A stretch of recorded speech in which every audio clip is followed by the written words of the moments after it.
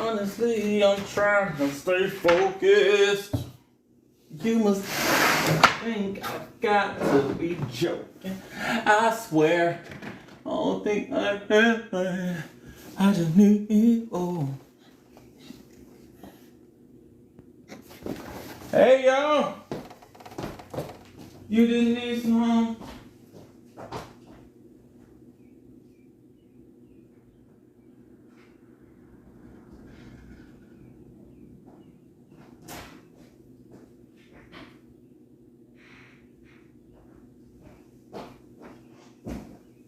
What the freak? Hey, I'm here.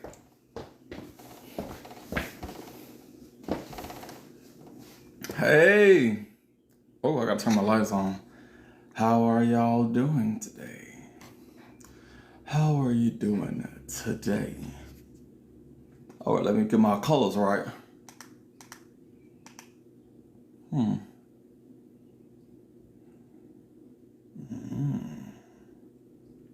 I could do green.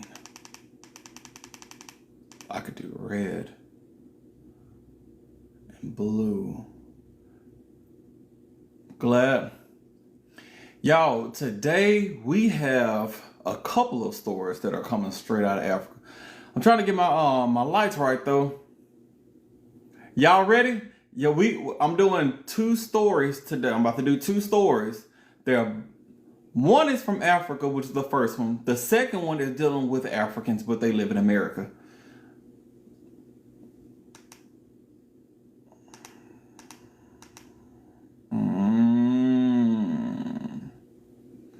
Let me see here.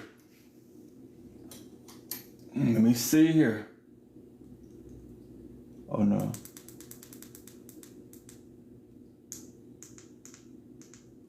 All right. Y'all. Oh goodness, what color am I gonna do? I could do that.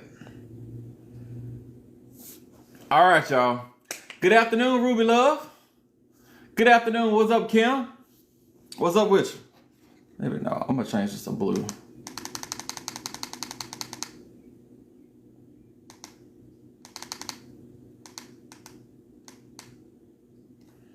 Change this to red.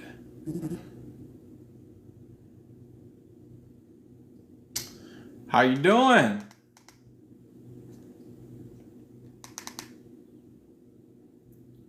I'm sorry, y'all. I'm kind of messing with the lights right now. I think that'll work.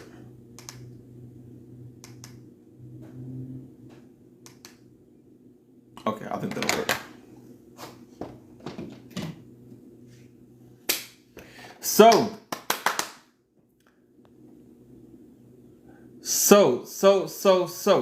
today, y'all, we're going to be doing 2 different stories. Both of the stories are dealing with Africans.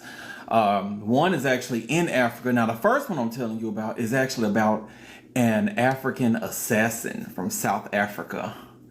It's a lot. It's so much. I actually can't tell you the whole story. The first story is going to take a while. It's probably going to be about an hour long. And you're going to have to do more research. And I kind of fell into a rabbit hole. So for the first story, how you doing, Rex Jamie from Ireland? How you doing? Ruby Love said you just got back from Port Arthur. Where's Port Arthur at? I don't know where that is. I'm so uncultured. But so y'all, today the stories we're talking about is the first one we're gonna be talking about is this guy right here. His name is Eugene de Kock. Has anyone heard of Eugene de Kock? Has anyone ever heard of Eugene de Kock? No, not yet. Oh, Mavuso College said yes, from South Africa. Yes, absolutely. I wouldn't imagine most people have heard about him. Actually, I came across him because I was on Murderpedia, right?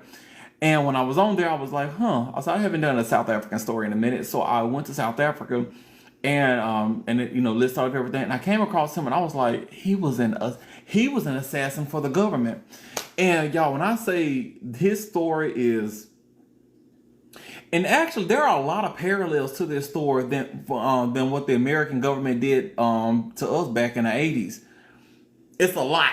And I'm telling you, some of the stuff that he did, like, it was just wild. It was wild. And of course, I'm not going to be able to go on over everything that he went through or everything that he did. But yeah. So also, because I'm dealing with African stories and African names, I do apologize if I mispronounce some of these names and, you know, like cities and just people's names in general. I tried my best. All right. So the first story is from him. The second story is actually a suggested story. And the second story, it was suggested, I just came across it, but it was suggested a while back. And I actually just finally came across it. I was like, whoa. So the first story we're going to be talking about an African assassin. The second story we're going to be talking about cannibals.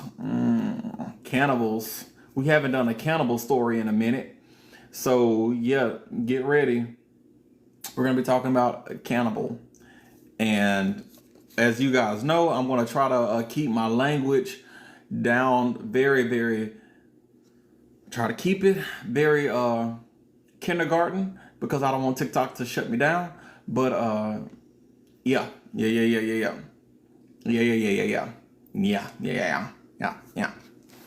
All right, it is 2:09. I'm gonna get started in 1 minute, you guys. We're about to get started. Oh, where my drink at? My drink's over here. We're gonna get started. Hold on. We're gonna get everything together for us to get into today's story.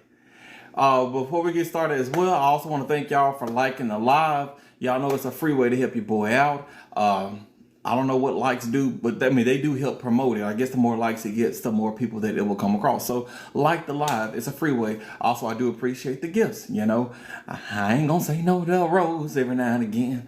So I appreciate y'all for everything that y'all do. I would like to get at least 100,000 likes per story. I'm not gonna ask you again to maybe put my ring on and do all that. So, yes. All right, it is 2:10. Enterprises Incorporated final law. Ada has changed for trip. Trip number DF600. Yo, that thing started talking. I ain't know what the fuck. This is my tablet over there. An update has come across and it just started talking. I ain't know what that was. All right, so y'all, let's go ahead and get started. All right, before we get started, first off, where y'all at right now? Where y'all at? You get extra points if you're in Africa, because today, both of our stories today are one is from Africa, one is in Africa. Homoko is from Georgia. Destination from North Carolina. Kim from Colorado. Erica Dempsey from Mississippi. Crystal from Mississippi. Elena from Louisiana. Tasha from Virginia. Lux is from Texas. Kenny from Cali. Tiara from Florida. Kesha from California. Ashton from Chicago. Rakisha from Alabama. Lovey Dovey from Wisconsin. Baby Sis from Illinois. Bianna from New York. Boss Lady from Florida. I saw South Africa. I ain't get your name. Pink Lotus from Cali. Kendra Lockhart from Las Vegas. Baby girl from South Carolina or South Africa. Oh, this is South Carolina. Diana Stewart from Maryland. Malika from Texas. Oh, somebody from South Africa. Angela Malife from South Africa. We dealing with you today. South Africa. Cook from South Africa. Angela from South Africa. That's what I'm talking about. Tiger Lily from Texas. Nisha Davis from Michigan. Y'all, we all over the place. All right. And before we get started, also, where are you guys drinking? I have my water. I have been drinking for the last 2 days. So I may or may not finish this. This is my drink from last night. I don't know, because I'm trying to go to the gym later on. So I probably ain't going to drink much. But you got your water. What y'all drinking on? Started early with the Tito's. Sweet tea. Sprite Zero. Water, because I'm at work. That's the way to go. Propel, water, sweet tea, ginger ale, matcha. Oh, matcha nasty. I don't know how you drink that. I tried it one time. It was not good. It ain't for me. Blue got lemonade. Kenny got coffee. Miss Lois got War? I'm guessing water. Ruby Love got Sonic's Ice and McDonald's Coke. You trying? Oh, that's a good mix, actually. I thought that was Sprite. King Marion said, yo, what's happening, King Marion? Nisha got Mango Arizona. I've tried that. It's actually pretty doggone good. Onyx Rose, I don't give a fuck, says lemonade. Tracy Lynn said fruit splash, ginger ale. All right, y'all. We're good. We're good of water. My liver is screaming. Mine is too. You know, it's really bad when it gets to that point. Oh, all right. So without further ado, it's already 2:13. We at 13,000 likes already. Let's keep it going, y'all. Y'all know I want 100,000 likes by the end of this story. And this story is gonna be pretty long, so there should be no reason. And I told y'all I was gonna buy the Ike Turner wig. I ain't buy it yet, but I get it and I'll turn on like, shoot, get a nice bob going over here. So today we're gonna be talking about Eugene de Kock. He was also known as Prime Evil, was one of his names.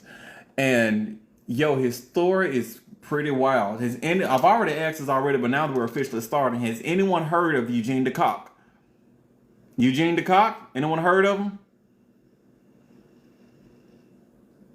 No. All right.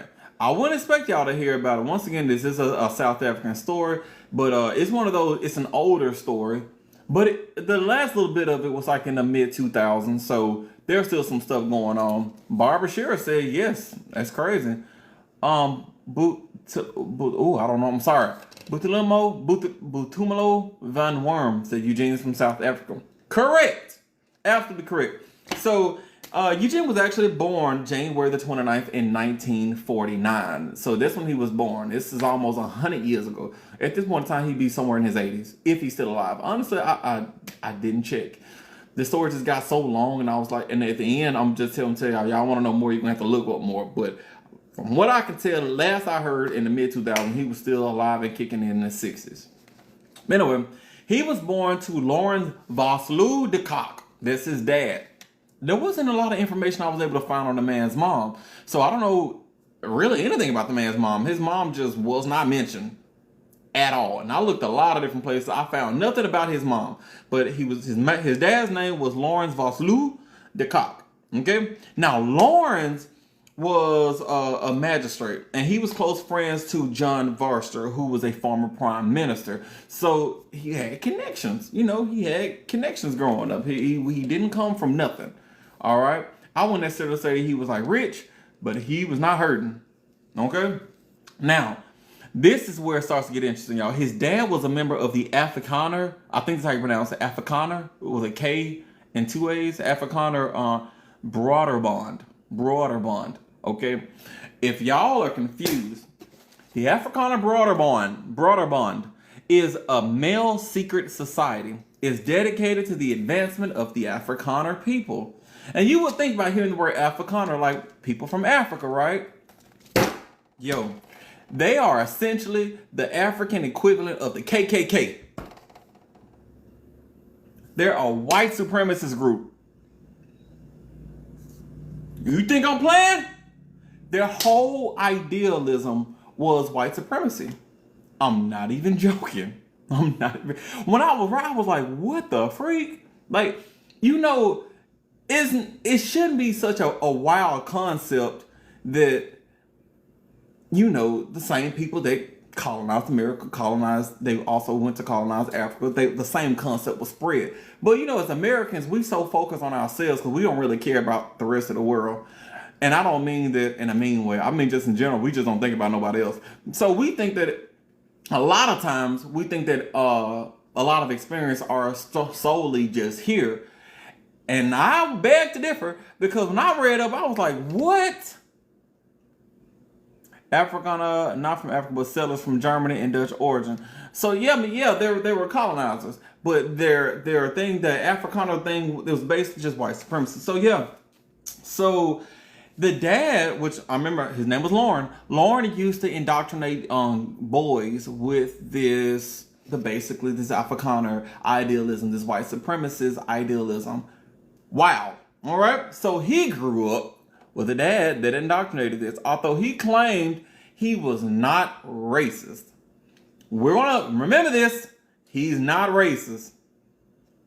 He's not racist. Okay? All right. You'll be surprised the term they stole. You just know they stole the term Afrikaner. I believe it.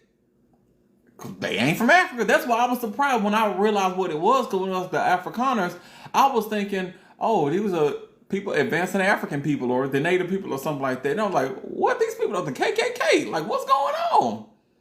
Courtney, did I miss a lot? No, I just got started. I ain't been talking for 5 minutes.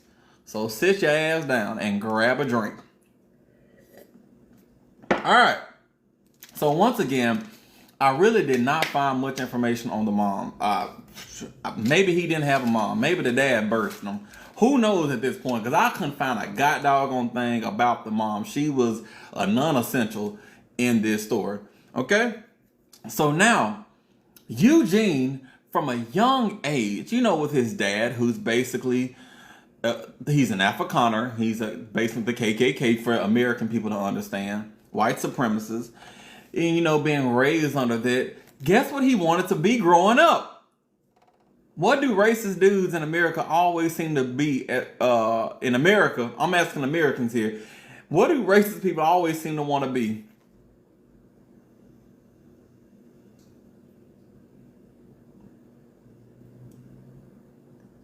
Y'all get it? I see a few different, someone said black, no. Y'all see a couple different answers, but most of y'all got it right. He wanted to be a policeman. That was his lifelong dream. For whatever reason, now for those y'all in Africa who may not know, there's a theme that goes around here that a lot of the police over here are racist. I will not by any means ever say all means all. So I don't believe that all of them are racist because that would be highly illogical. But a lot of them are, okay? A lot of them are. A lot of them are. You should look into the history of the police and the sheriff in America. It'll blow your socks off. But anyway, so he wanted to be a police officer. He yeah, that was it. That was it. So now he does explain, and I'm gonna tell you this now because this was kind of told at the end of the story, but it makes more sense to me to go ahead and tell you now. When he was growing up, he does explain that he was nannied by a black woman. He's like, yeah, I had a black nanny. I'm not racist. I had a lot of, he did not use the word black friends. He used the word a lot of black acquaintances growing up. He did not have any black friends. His exact words were, I had a lot of black acquaintances. Okay? But remember, he ain't racist. He ain't racist whatsoever. All right. So now he also growing up, he had a really bad stutter, apparently. And he had poor eyesight, which affected some of his decisions growing up. And also, let me take a little quick detour here. Who does he look like right here? Tell me who he looks like. Because when I saw this picture in particular, my first thought in my head was, he said, this man looked just like, wait. I said, what? I said, this man look just like, oh, I'm put his picture back up.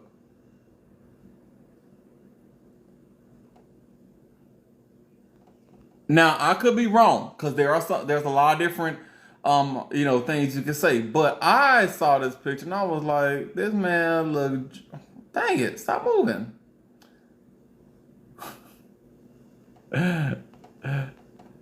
He look like Robert Downey Jr. Is it me? Am I the only one that thinks that?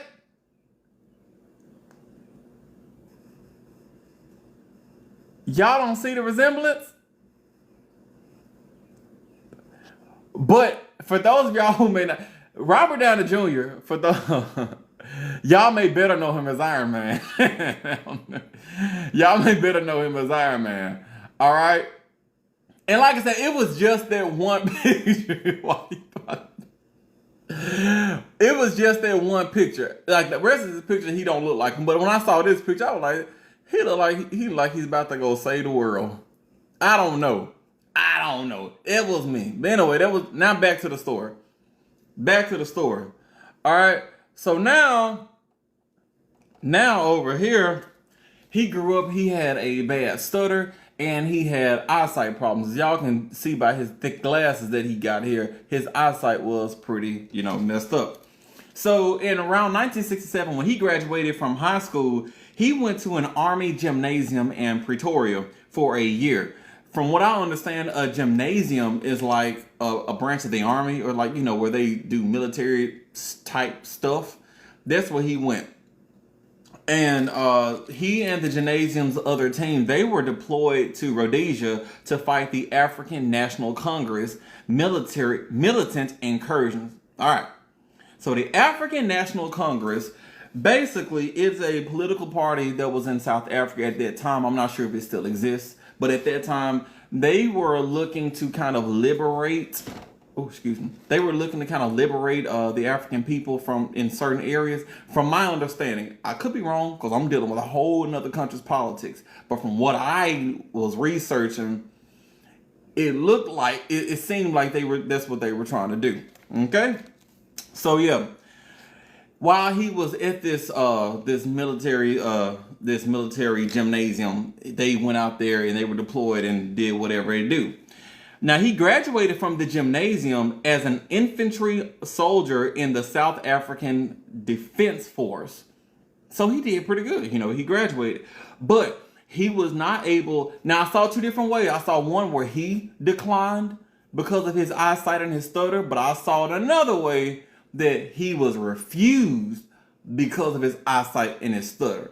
If it's anything like America... certain things you ain't gonna be able to advance in no matter what you want to do. Like in our military, certain things you just can't join. So I want to say he was refused because of his eyesight and his stutter, but I did read where he declined because his eyesight and his stutter were so bad. Tomatoes, it is what it is. Lydia, you ain't missed too much, and plus it's a long story. So sit your ass down. Sit your ass down, okay? And let's go ahead and get started. Now, instead of going to the officers' college, this is what it was called, the officers' college in Saldanha. That's what he either declined or was refused from. He instead went to the South African Police Branch in Eastern Cape. So I'm assuming that's Eastern Cape Town. Okay, he went to the South African Police Branch. A racist man's favorite job on earth is to have a job where you can control everybody else. And so I saw some people that said, politician, the medical field. That's one of them things too. But in America specifically, I was, kind of referring to the police. And once again, I don't think all the police are bad, but whatever. So while he was there was this task force that was called SAPS, or the Special Task Force, which is a Special Agent Task Force, which was a premier police tactical unit, and they handle stuff that the police couldn't or wouldn't do. So basically they were like our FBI. Okay, so he was part of this task force that was like the American equivalent of the FBI. All right, you following me so far? Because we about to, in just a second, we about to get into the atrocities. Because remember, he's an assassin. Okay, we're about to get into the atrocities. I'm just laying you guys the backstory of what was going on. Now, he didn't join, excuse me. There was this task force that invited him to join, but he did not join. He instead reported to the police college and he was promoted to lieutenant. So my bad. There was a task force that invited him to join, but he declined to join that and he went to that police academy. All right. So now, let's get to the 70s. The roaring 70s, a couple of years before I was born.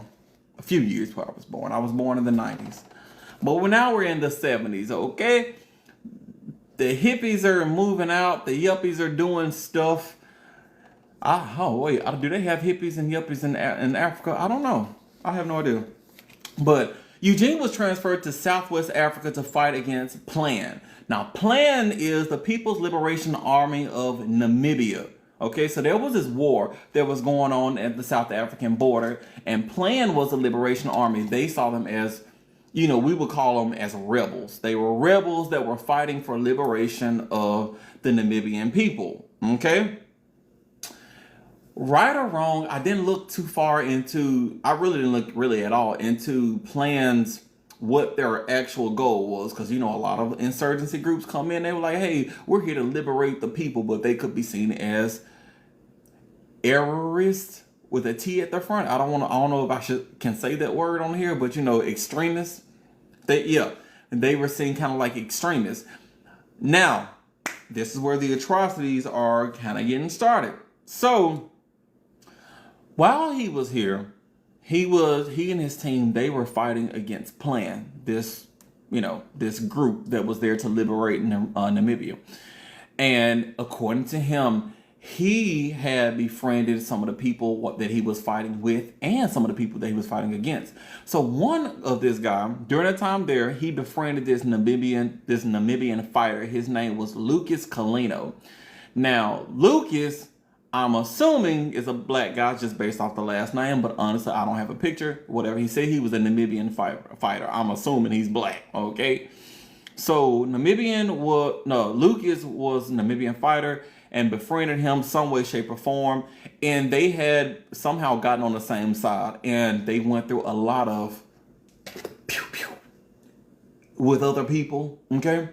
And apparently Eugene saved this man's life a couple of times, or quite a bit. And so Lucas went on to say that, even though we were out there often these people, these political parties and stuff going on, even though they were out there doing all this stuff in the name of, their political party that they were doing. He befriended him, and he was so taken by Eugene that when Lucas actually had a son, he named his son after Eugene. As a man, I wouldn't name my son after nobody. Maybe my dad, but that ain't gonna happen. Plus, I don't think I'm ever gonna have kids. But anyway, he named his son, what is his name? He named his son Eugene de Kock Kalino. That's what he named his son. Now, his son, eventually, when he got older, he changed his own name. He was like, yeah, doorbell cam going crazy. Yeah, it is. But yeah, so that's what he was doing. Also, the group that was out in Namibia fighting, it was a group that he created. It was called, I think it's called Kovoit. I hope I'm pronouncing that right. And it was a counterinsurgency group. So this was an insurgency group, which is like a secret group within the government that the government denied. The government says they don't exist, but they were somehow getting weapons. They were somehow getting vehicles. They were somehow getting money. They were somehow getting, commands to go out and do things that the police and official people couldn't do. But the government was denying them. But he created a task force called Kovoit, I think that's how you pronounce it, to do these atrocities. So they was out doing some terrible things. I'm going to tell you some of the terrible things they were doing in just a little bit. I'm going to tell you, I'm still just going through the story, all right? Because when I was reading about it, I was like, what the freak? What were these people out there doing? Like, what were they doing? And they claimed they were doing all this stuff in the name of, their government, in the name of the state. That's what they said. So now let's move a little further. We're down in 1983. We're down in the 80s, okay? So there was this place called Vlakplaas. I think that's how you pronounce it. Vlakplaas. Vlakplaas or Vlakplaas. I'm not sure. I think Vlakplaas sound pretty good. I'm going to call it Vlakplaas. So now there's this place called Vlakplaas, which is owned by the government. But this is kind of where, this was the face of Vlakplaas, the face of what they were doing. So they did their dirty work in other places, but this place seemed like it was, call it VP. I'm going to call it VP. Thank you, Lydia. I'm going to call it VP. So now they're up in VP, and VP is their headquarters. It's like a farm that was right outside of Pretoria, and it was a farm. So at this place right here, they actually recruited a lot of fresh high school graduates, like kids straight out of high school. They would recruit them, bring them here, and they would train them to be in these task force that would bring down rebels or people that wanted to liberate Namibia and other portions of wherever they were going to. And so this is where they would bring them to. Their culture at this place, Desi, you a little late, but not too late, because it's a long story. All right, and plus I'm doing another story afterwards, so sit your ass down. Okay? Sit down. All right. So this place, the culture of this place was a lot of drinking. There was partying going on and stuff like that. So what they would do, what they would do is when people came to visit VP, Vlakplaas, whatever it is, when they came to visit there, to kind of bring out that it was all like shits and giggles and fun and stuff, they would make people drink to, when they came in, like visitors, just random visitors. So whoever the visitors may be, one of the things that they force people to, like they force you to drink it. They force you to drink was this thing called lion teeth, which I thought was interesting. Lion teeth is leftover alcohol and other spirits they had left over. It was peppermint liquor and raw garlic. Yeah. And they poured it into a wine glass and they was like, drink it. And if you didn't drink it, they would cut your tie, which I'm assuming literally cut your tie. So I thought that was like a little hazing, but you would have to drink it. And the thing was, this drink was so disgusting that a lot of people, after they drank it, actually just threw up. They just threw up and vomited everywhere after they drank it. So apparently it tastes like horse's ass. I'm not sure what it tastes like, but that's what it was. What was this? All right. So yeah. Now keep in mind, once again, the government was denying that this existed. The government said no. And the government actually denied it up until like, I believe the 90s, when evidence of this place came out. Just like the CIA. Y'all know the CIA did shit like that all the time. A lot of the stuff that they did, when we get into a lot of stuff that they did, a lot of people thought that it was just like conspiracy theories. They was like, yeah, the government didn't do that. Which, once again, I live in America. I don't think about other places. But y'all know in America, that happened all the time. People called you crazy. They talked about you, said you was stupid for all type of stuff back in the day until evidence finally came out. Like y'all, I don't know if y'all ever heard of Project Ultra, I believe is what it was called. Or when they was like doing mind control, the CIA was doing mind control like way back in the day. And people told them crazy, like the CIA ain't doing mind control. Ain't nobody doing that. Until evidence came out, till the CIA finally came out, was like, yeah, we did it. What you gonna do about it? So yeah, they were doing the same thing. The government denied all this was happening. But from what I understand, the government was deploying these people to take out groups and other political parties and other political figures that got in their way of what they wanted going on. Even people within their own government. Which, once again, y'all, let's keep going. Let's go ahead and get into it. So, loyalty was a big rule in Vlakplaas. So they actually had this main rule, which they called the 11th Amendment. The 11th Commandment. The 11th Commandment was, thou shalt not be found out. That is literally their 11th Commandment at Vlakplaas. Thou shalt not be found out. Which I thought was kind of funny, but yeah. So, now we're about to get into some of the atrocities that they did. Like I said, I was laying out everything.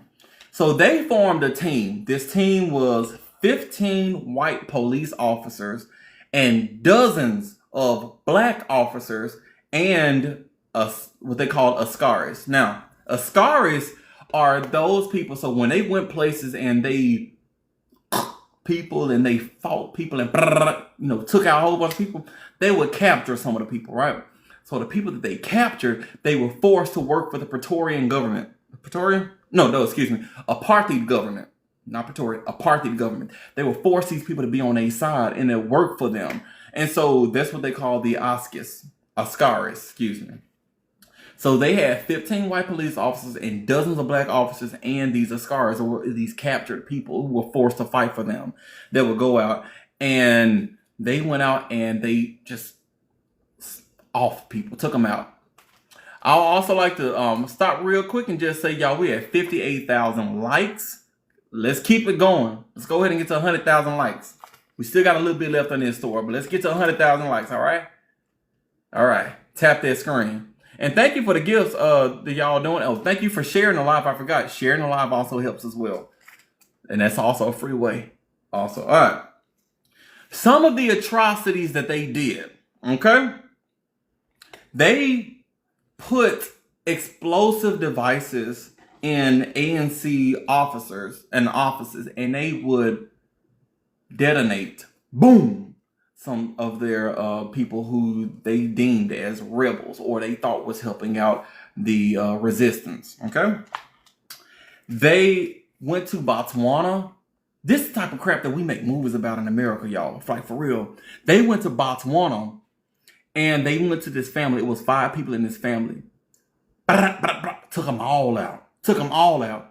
Then, oh, thank you for the, whoa, what was that? I don't know. Thank you for that. And thank you, Kiss by Rose. Kiss by Rose for that gift and the star map. I appreciate it. And thank you, Peace. Thank you, Peace, for those hearts. And Zionist for those hearts. Thank y'all. Thank y'all, thank y'all, thank y'all. All right. They also went to a group of 8, which I believe this group, it was a group of some other people, plus there was a family that was there. The family in particular was, a man, a woman, and their 1-year-old child. They cut them all down. And then, except for the child, they left the child alive beside the mom, who was not alive. They left the child alive beside the mom. So after they took everybody out, they left the child alive and left the baby just crying and just walked away. Just walked away. They also, there was some black colleague. There was their own black colleague. So there was a dude that was actually inside of the group that worked with Vlakplaas, whatever it was called. And they thought that he was double crossing them. Now, what this double crossing included, I wasn't able to find out. But they figured that he was double crossing them. So what they did, they put an explosive device inside his car. So while he's driving down the road, boom! Gone. Took the man out. Was he even double crossing them? We'll never know. But he did. They did this. Then there were 3 student activists that were like, fight the government. And for whatever reason, they were deployed. Took all of them out. And they were women, by the way. These were 3 student girl activists. They also, now this one, so there was a lawyer who apparently this lawyer was building a case against them, whatever this lawyer was doing, they felt this lawyer was a threat. So they put an explosive device inside his cassette player. Y'all, he's at home with his wife. Now, I don't know where the wife was, but he was at home, and his wife was home too. He's listening to music. Boom! All this gone. All of it gone. Gone. Y'all. Gone. The whole, from neck up. And so I was like, whoa. So I think, because y'all know the cassette players used to have like the big earphones and then the cord going to cassette. Since it took this off, I'm assuming it was in the earpieces. Y'all, so then, okay. So now there was this security guard. He was an apolitical security guard. So if I'm correct, I don't think he really was involved in anything, right? Miss Jim 72 said, damn, closed coffin. I ain't want to help you, Miss Jim. Lydia said, I wonder what he was listening to last.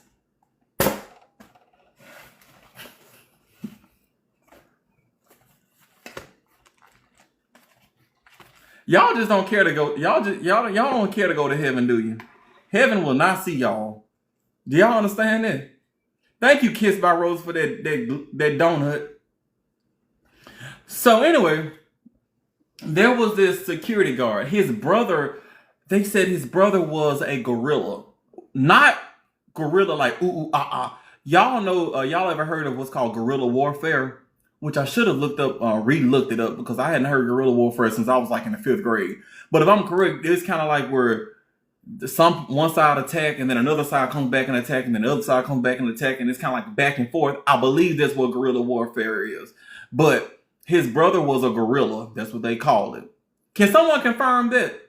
Is that what guerrilla means? Guerrilla? Because it wasn't like it was. Yeah, it was. Is that what it means? What's up, Jim Rowe? Yes, thank you, Ruby Love. I appreciate you. Thank you, Carmelata. Thank you for that. All right. So this security officer, his brother was a guerrilla. So I'm assuming he was an officer doing something, but the security officer ain't had nothing to do with nothing. He's an apolitical person. But they found out. Oh, thank you for that hat. No cap. So they found out about the brother, right? So they kidnapped him. They abducted him, right? They abducted him. Y'all, they did terrible, terrible things to this man for days to try to get information out of him. Because they was like, he's your brother. You got to know something. You know, like, where's the ATV? Y'all know how Judge Judy is. They was grilling him like that. They was like, what's going on? And so after they had tortured this man for days, they finally, ooh, thank you. I felt that. That was weird. Like, I can actually feel that. But after they finally realized that the man literally didn't know nothing, he literally didn't know anything, they got a shovel and said, well, took that man out. I said, and I wasn't laughing. It was the imagery. Y'all, I'm too goofy for certain topics. I'm too goofy for certain topics. But yeah, they got a shovel and they said, wow. That way it was, yeah. And then after that, they hid the body. So never found. I'm gonna stop reading these comments because y'all ain't finna have me busting out laughing when I'm talking about somebody having horrible things done to them. God dog it. So also, okay. So this next part, which is one of the atrocities that they also did. Like, I'm going down the list here. But this next part, this was so similar to what the CIA did in America, except different. So what they would do, they would go to areas where it was a lot of violence or they wanted to cause chaos in, y'all. They would sell weapons to the people. And these were like predominant, well, of course, it's Africa, it's a lot of predominantly black areas, but they would go like low income and predominantly black places. And they would just like sell them weapons and, let me see here. The little things, you pull the pin, boom, they was give them those. They was giving them, and these were so we going down, we got a line draw on. I'm not reading y'all. Yeah. So they did these in these areas to increase the violence in those areas. A lot of townships actually had a lot of unaliving because they were just feeding into this. And it was all a part of their plan. Yo, I would never doubt a conspiracy theory another day in my life. I would never doubt a conspiracy theory because everything's always conspiracy until you can prove that it's true, right? That's crazy. So they did all this. Now, once again, even while they was doing all this stuff, everybody considered Vlakplaas to be an urban myth. No one believed that it was real. They was like, there is no insurgent government party, funding all this. This is not happening. These are just bad people out here that are getting weapons from thin air. People are just passing away and it's crazy. It's just going on. So nobody believed it was real. So at their farm, their high-ranking officials at their farm, the Vlakplaas stuff, like I said, they were keeping a facade like this was just a regular place. Nothing's going on. There's no wars in Ba Sing Se, that type of thing going on. Y'all, they were just having barbecues. High-ranking officials and ministers will be there. Now, when it says ministers, I'm not sure if it's like religious ministers. I think it's like, like the UK and I guess other areas they have like the minister of war and stuff like that. I think that's what they're referring to. So yeah. So they would just go out there, have barbecues. They would go out there. They would have a lot of adult activities there, which we're going to get into later. We're going in just a little bit. Keep following me. They would do a lot of adult things there. They was just partying it up. It was like the A-Team or G.I. Joe, but with bad people. Like, for real, for real. So, de Kock, Eugene over here, Eugene or Iron Man, he actually had been awarded this prestigious Silver Cross for his bravery, for doing things for his government, for genocide. I hadn't even told you how many people they've gotten to. We're about to get into it in just a second. So yeah. Also, y'all, we're at 76,000 likes. Let's get to 100,000. We can do it now. Let's keep going. So he was, he had the Silver Cross for his bravery for doing mass genocide. And by this point in time, he was married with 2 sons. He was married. Now, his sons were taught to call the officers, I don't know how to pronounce this, it's O-O-M, so I don't know if there's or O-M or U-O-M. I'm not sure how you pronounce it. I'm going to say But he taught his sons to call officers which means uncle in Afrikaans term. Afrikaans, not African, Afrikaans term. So the white supremacy called them. So they only call this to the black officers, to the black people, to the Negroes, to the niggas. They ain't bother calling white people that. He said, oh, it's a term of respect to the black officers, call them on. Thank you for that. Thank you for that. What's that, Shannon? For the bubblegum? I appreciate it. Jamila, it means uncle in Dutch. Thank you, Jamila. And you know, someone said that those people that came to colonize were from Germany and wherever Dutch people come from. And they came down there, Denmark, maybe. And so that makes sense. Why? Yeah, but in African term, they call them or Oum. Between 1960 and 1999, about 25,000 people were taken out due to political violence. 25,000 people. These were activists. These were people in y'all. And now, granted, not all of them were just by this group, okay? But just political violence that kind of rubbed from what they were doing, from them just doing their assassinations and stuff like that. 25. Are you doing another live today? I got Bible study right now. Probably not. Probably not.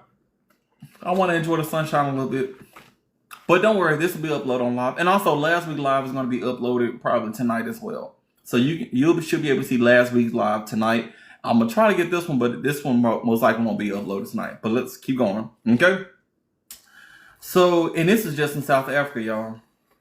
So now, let's get to where we're going to start figuring out what's been happening. You know, how they got figured. Because keep in mind, the government has denied them. These people are just operating. But around 1989, there was this dude, his name was Jacques. Or maybe it's Jacques. Jacques Powell. He was a journalist. And he came across this dude named Dirk Coetzee or Coetzee. He was a former policeman for Vlakplaas. Now, Dirk was described as a bungling rogue. Bungling, so maybe they thought he was not the smartest, or maybe he was just wild or whatever it was, but he was described as a rogue. So Jacques actually convinced Dirk to snitch on his story about what the Vlakplaas was going on, because at this point in time, remember, nobody believed it was true.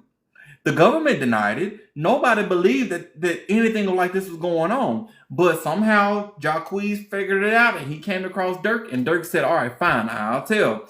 So his story was actually headline of the news, and the newspaper headline was "Bloody Trail of the South African Police."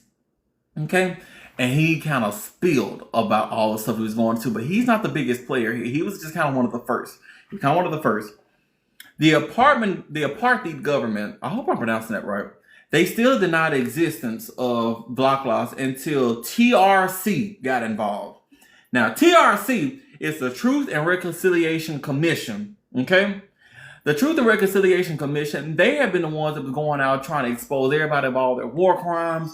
They was trying to get everybody, out and trying to get everybody's stories out because, there's all these people saying that, all this stuff happened to us and these people did it, but the government was saying, no, if we didn't do it, we don't know what you're talking about. So the TRC got involved and they wanted to bring the truth to it. So the TRC, they actually found evidence of this, of stuff that was going on. Some of the evidence that they found most of it were pictures. These pictures was some of the debauchery that was going on Vlakplaas. So they would see, and this is their description. This isn't me saying this. This is their description. Red-faced, big white men frolicking, half N-word without clothes. I don't know if I can say that here. So without clothes on, just frolicking around Vlakplaas with topless women. They just out there, throwing the titties to the sun. And the men were out there letting them hang to the ground. I don't know. They was doing stuff. They also found pictures of Eugene there, which Eugene, once again, he was considered one of the masterminds of all of this. A low player, but he still called a lot of shots. So they found Eugene in some of these pictures, and Eugene was out there. He was sipping beer. Everybody was wearing gold chains. They down with the people. They had mullets and trucker hats. When I was reading this, I was like, this sounds kind of like hillbillies here. But mullets are coming back over here. And I guess trucker hats never kind of went out of style. So, yeah. Yeah. The TRC also, to get evidence, gold chains on my watch. Oh, you know what? I don't even know what song it is, but I can hear it in my head. I can hear it. So the TRC, in order to try to get a lot of people to blab and to talk about their experiences that was going on with all the atrocities they were doing, the TRC actually had a deal that was going on. So they worked with the new law enforcement that if you tell the truth, and if you can prove that the crap that you did was all your actions and were politically motivated, you could gain amnesty. So basically, we'll absolve you of all your crimes. We just want to know what happened. If you can tell us what happened and you can prove that it was politically motivated, we'll let it go. We just want to know. I just want to know. So then people started coming forward left and right. So I'm about to tell you a couple other things that people were told that they did, y'all. So there was this one dude. He was an ex-policeman who was connecting with all this stuff as well. Y'all remember 13 Reasons Why? The bathroom scene? Y'all remember the bathroom scene on 13 Reasons Why?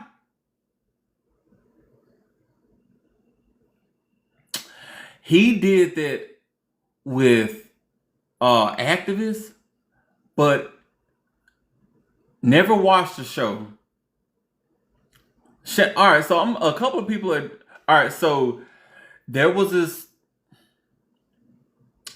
In the back door, forcefully in the back door, on 13 Reasons Why, forcefully in the back door with a broomstick. Okay? Okay. So, all right. Same thing, but he used electric cattle prods. Electric cattle prods. He was and he was doing it to people. Okay? Yeah. Back door. Force. And he was just one. Two other people, they confessed to over 60 unalivings, y'all. 60! Just with them two. I think they were doing it together. And then, after they confessed to over 60, well, it was 260, not over. They confessed to 60. Then they sat back and they was like, oh, you know what? I forgot about some more. These are my confessions. Just when I thought I said all I could say, I came up with more secrets to tell you today. They figured out 9 more. So it comes to 69. 34, 35. 69, y'all. Just between them two. Yo. So after all these people started coming up, and, you know, telling all these secrets about all this crap that was going on, that's when a secret task force came forth. And, well, not a secret task force, but a task force was created to try to follow up. And they were trying to find a lot of these missing people. They were trying to find a lot of these missing people. And over the a 10-year span, not including the 69 that those people did, not including them, but over a 10-year span, y'all, they found 90, just what they could find. Because people that were being taken out, they were being, you know, buried in random places, never to be found again. And they found 90, or actually over 90. Now, let's jump ahead a little bit. We'll jump down the line. Now we're in the year 2012. This task force, they wanted to find some more people. So they actually visited Eugene in prison. Here we go. They went to prison to visit Eugene. They was like, you know, worst case scenario, he'll lie or he just won't say anything. But Eugene was actually out of his ranking, and the majority of the people that had committed, you know, atrocities, he was out of only 1 or 2 people that had ever really been arrested. None of the major players had really been arrested for this. He was one of the 2, almost like a scapegoat. And so he was sitting in jail. And he was pissed the hell off because he was like, damn, I did all this stuff in the name of my political party by the people that hold the power. And I'm the one going down. So when they came to him and talked to him in prison, he was like, shoot, yeah, I'll tell you anything. They actually had like a tea party, which, by the way, when people that visited them in jail, they would have like lunches and dinners and eat scones and stuff. Y'all know what they eat in prison here in America? Slop. But I digress. We ain't talking about America here. We're talking about these people here. So they went to visit him. They had a tea party. They were brewed some black tea, and they were trying to win him over. And they was like, hey, yeah, so Eugene, you mind telling us about where you hid some of the bodies, Eugene? And he was like, sure, I'll tell you for free. Because I want these people to go down. Because why in the world am I the only one that's getting in trouble for this? Okay? So by this time in 2012, he was in his early 60s. His wife had divorced him. She had taken the kids to Europe, and they all changed their names. So I don't know if anybody could even find Joe Sulin. Yes, this is the first case. The first case is actually almost done. Still got a little bit, but it's almost done. But I'm about to do a second case immediately after this, so don't go nowhere. And you two user 322-3711027-342, sit your ass down. All right? All right. So the wife had left with the kids, divorced them, take the kids, changed all their names, so you may not be able to find them though. So even though the government still denied everything, he was talking. He had actually led them to find a couple bodies, you know, over time. I'm not sure how many, but he had actually led the task force, and they found some stuff. Some people were only able to find a couple teeth, but they were able to find something in order to identify some of the victims, just to bring closure to the families. Okay. Once again, Eugene was one of 2 state-employed assassins that was ever to be jailed for this. The other person was a dude. His name was Ferdy Barnard. He was identified, and this is based on the articles. They called him I'm not going to say this word, but it rhymes with rack with a C at the front. You know what I'm saying? Rack with a C at the front. Smoking agent. He was a diamond smuggler, I don't know what diamond smuggling had to do with Vlakplaas, but apparently diamond smuggling came in the store somewhere. And he was serving 2 life sentences plus 63 years for unaliving people. So yeah, he was the other person. Yeah, and there wasn't much about him there, but yeah. So Eugene, the TRC, make sure I got that name right. Yeah. TRC, they came to Eugene with the same deal that they gave all those other people. If you tell us everything you know, if we can prove that it wasn't politically if we can prove that it was politically motivated, we could give you amnesty for all of your, everything. Okay? Y'all, we had 100,000 likes. Hey! Hey! That's what I'm talking about. That's what I'm talking about. That's what I'm talking about. That's all I ever asked y'all for. 100,000. It took a long time, but I appreciate those who tapped their screen. And for those of y'all who didn't tap the screen, I'm going to do it anyway. Fuck you!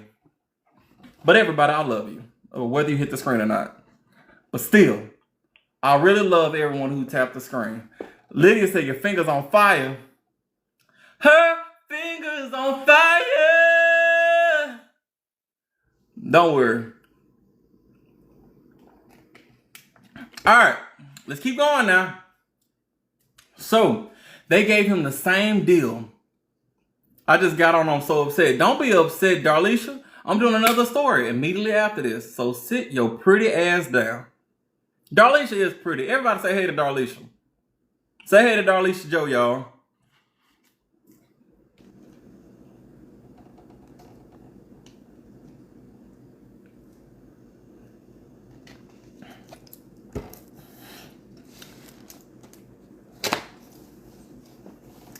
Thank y'all for speaking to Darlish. All right.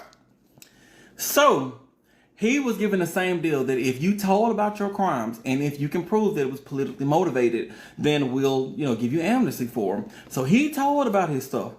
They removed most of his crimes. He got amnesty for most of his crimes, but he was still charged on 121 charges that they said were not politically motivated. That was just you being an evil old man.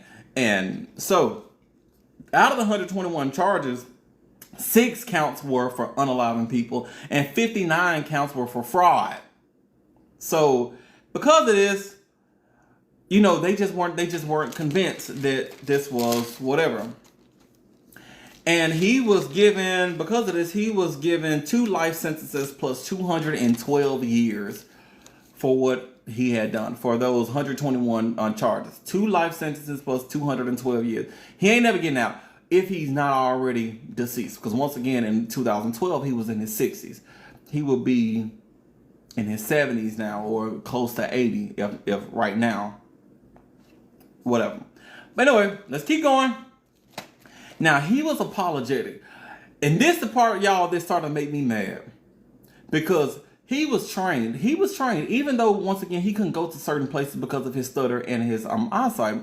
He was still trained. Vlakplaas they were mercenaries. These were assassins. They were trained to do stuff. He was called a sociopath by a lot of people. And they said this man is not to be trusted. He'll say whatever he needs to say to get out of whatever he needs to do. But while he was in prison, he, under terms of some of his amnesty stuff, or not amnesty, excuse me, under the terms to try to get parole, you have to express that you are sorry and it has to be documented. Okay? He's an actor. So he's always, I'm so sorry. I'm not racist, even though we went to predominantly black places and we caused upset amongst the black people and we unalived a whole bunch of black people. And, our main group was white men going against black people, and we enslaved black people and made them do all this stuff. This is literally what he was telling y'all. People started to forgive him because they thought he was being for real. One person, her name was Candace Mama. At least it's M-A-M-A. And it looks like it would be Mama in America. I'm not sure how you pronounce it in African terms. But Candace Mama. She was a 23-year-old student, right? Her dad, his name was Glenak Mama. He was unalived by Eugene. Eugene confirmed took this man out. Okay? So she felt that he was genuine with his apologies, and she forgives him. Hold on, I gotta get this thing because I've been here for too long. All right, so she felt he was genuine. She was like, oh, okay, so he's for real, and it's cool to forgive. I know a lot of y'all got a lot of stuff to say about that, but if you ever see a therapist or a counselor, or if you're religious, no matter what religion you are, forgiveness is generally a big part. Most religions, forgiveness is a big part, and it's not necessarily forgiveness does not necessarily mean put someone in a position where they can hurt you again. It just you gotta let it go. Your therapist will tell you the whole point of therapy is so you can get over it, so you can let it go. Because if you harbor on to stuff, it'll make you bitter. So she forgave him. I'm not gonna knock her for that. But what I will say, I can watch myself because TikTok. When they left after she forgave him, she actually had lunch with him. He hugged her and he told her, he whispered in her ear, "I am so sorry. Your father would be so proud." So she broke down crying and she was like, "Oh, thank you. You're such a good man." She actually said that after this, she felt like she was no longer a victim of circumstance and she felt sorry for him. And she started to advocate for his parole. She started advocating for this man to get out of jail. For what? For why? She started advocating for this man. She was protesting for this man. She was writing letters for this man so this man could get out of jail. Because he's a victim as much as I. And this ain't the only one, y'all. This ain't the only one. Another woman, 33-year-old Marcia Koza. She met him over lunch as well. Now, Makia, he told her how Vlakplaas, Marcia's mom was taken out by Vlakplaas, okay? So she's having lunch, Marcia's having lunch with him, and he's telling Marcia how Vlakplaas took out her mom. Here's what they did. They tricked her mom into thinking that she was coming to Vlakplaas or she was going somewhere for military training. They took her to Vlakplaas, then they jumped her.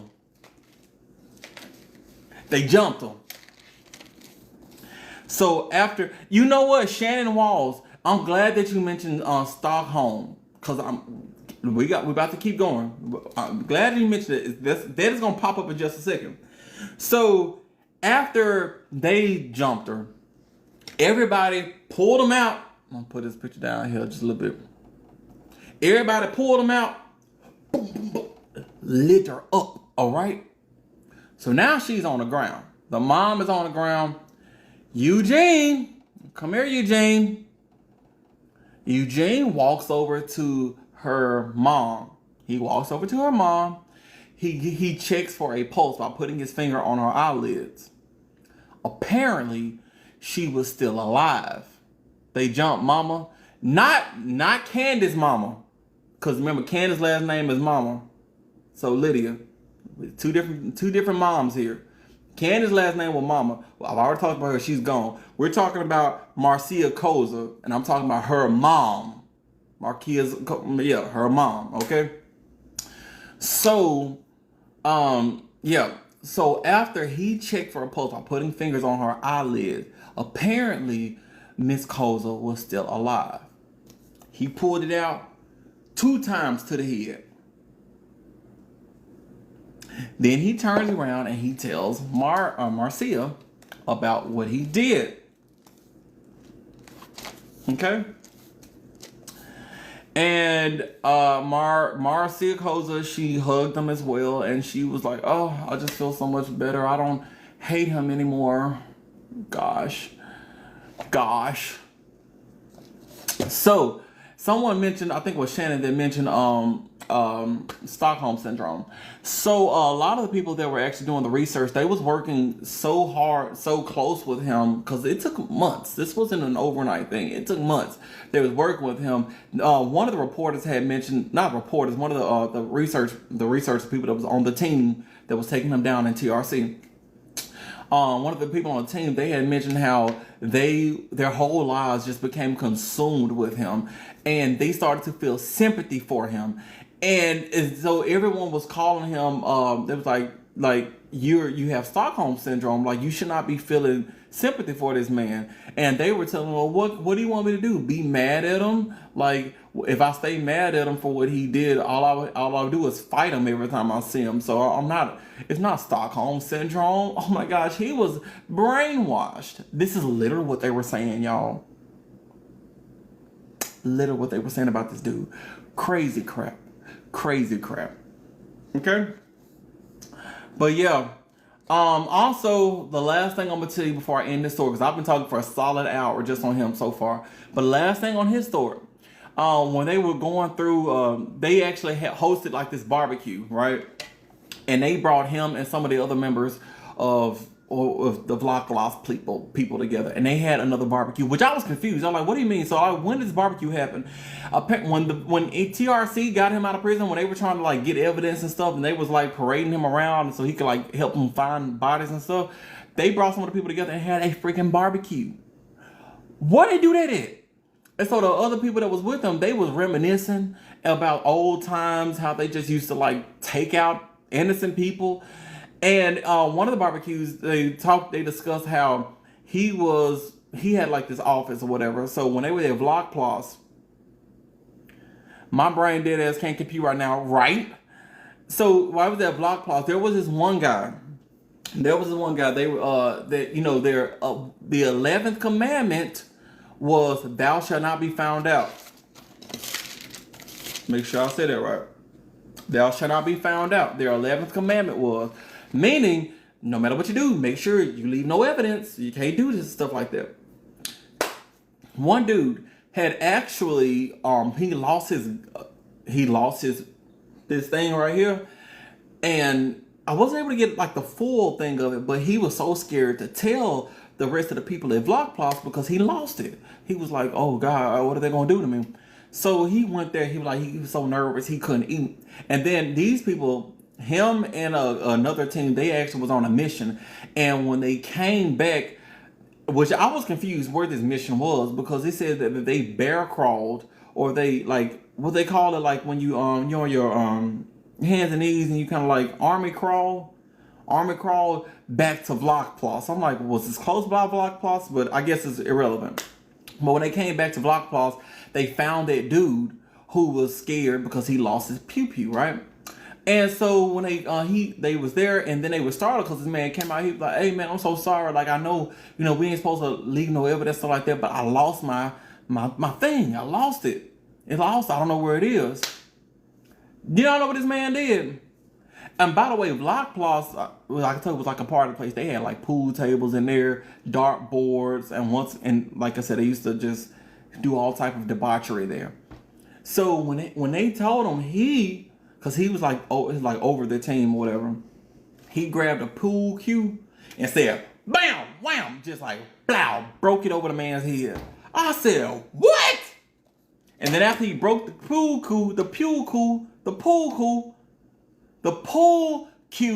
stick, after he broke the pool stick over the man's head, he went into the office and slammed the door. And the man, he's still alive though. So yeah, so they didn't take him out. But yeah, that was just one of the things. Now, I told y'all quite a bit about this story, about this guy and all this stuff that he did. But y'all, there was so much. I couldn't go over. Like, I literally just could not go over all of the stuff that was going on. I didn't even told you in detail a lot of the stuff. I didn't even tell you about all of the stuff. So if you want to do more research on this man, his name is Eugene de Kock. Eugene de Kock. D-E space K-O-C-K. He really was de Kock. All right? That was the first story. That was the first story. That tore you up. I couldn't think for a second. I could not think for a second. But yes, that is the first story. All right. Y'all ready for the second story? Y'all ready for the second one? Linda Mitchell. You did miss the first story, but we got one more story to go over. Y'all ready for the second story? All right. We are at 116,000 views. This second story is going to be a little shorter. It's going to be a little shorter. But the second story, has anyone ever heard of Alexander Kinyua? Pull this picture up.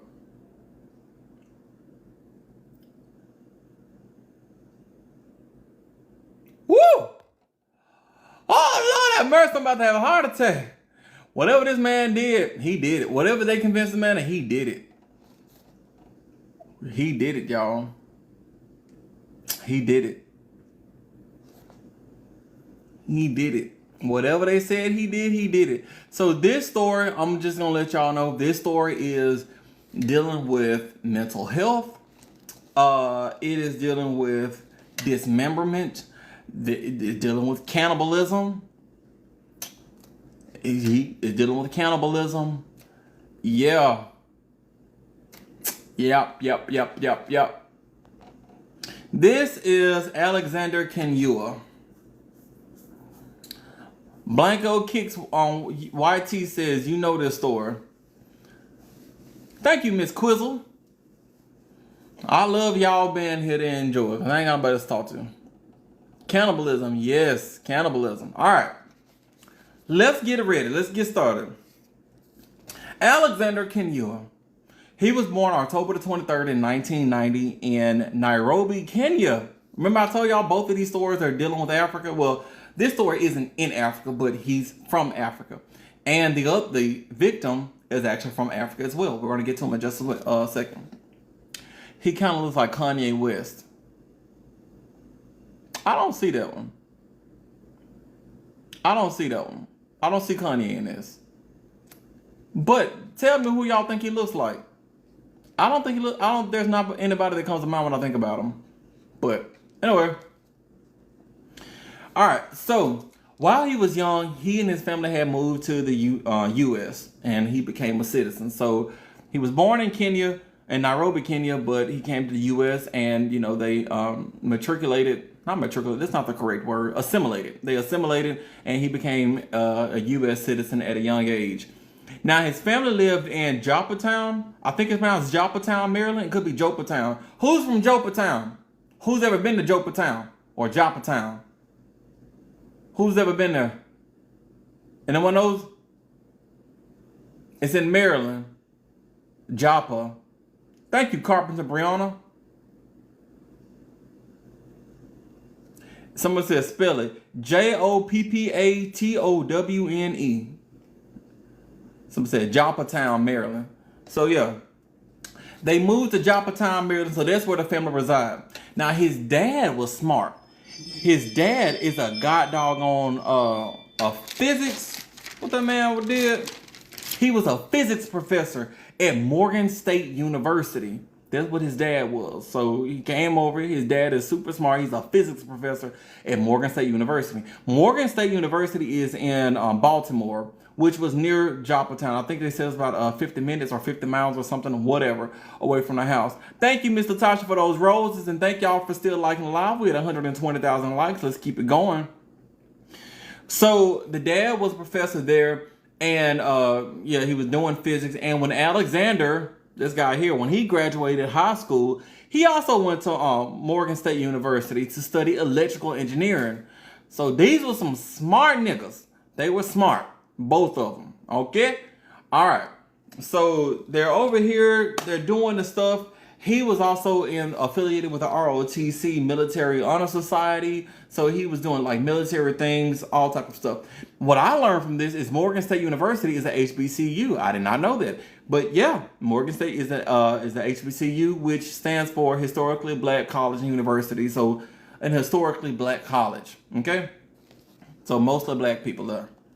Which, once again, I did not know that. That was a cool thing. But he was smart. Now, Alexander was really, really freaking weird. I want y'all to understand how weird this boy was, okay? We're going to get to how weird this boy was, okay? But before we do, let's keep going. There was this man, he was 37. His name was, sorry if I pronounce his name wrong. Anyone from Africa still on alive? Anybody in Africa still on alive?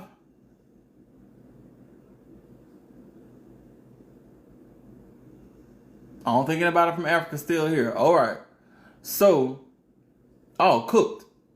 And Amon, how you doing? And T-Boo, what's happening? And Epidemi.